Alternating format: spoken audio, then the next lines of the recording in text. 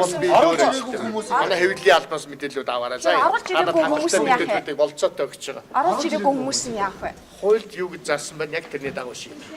Бүх улсуудыг тэгэхээр хууль ямар гаргалгаа байна гэдэг талаас нь л өөрсдөө харах хэрэгтэй. Бид хуулийн дагуу бүх шалгалтуудыг явуулж байгаа. Болцоотой бүх шалгалтуудыг хуулийн дагуу явуулж байгаа. За болчихсон. Та хууль зүйн байнгын хурд ормоор 29 хүн байна гэсэн.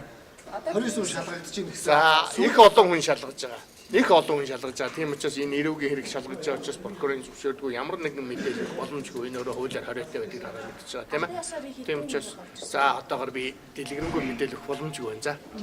Таныг ерөнхийлөгч бас ажиллаа хийхгүй байна гэсэн. За яах вэ?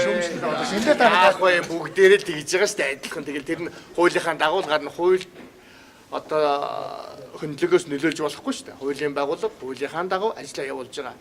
Тэгэхээр тэр хэн яад үгнэх нь тэр хүмүүсийн л асуудал. Тий.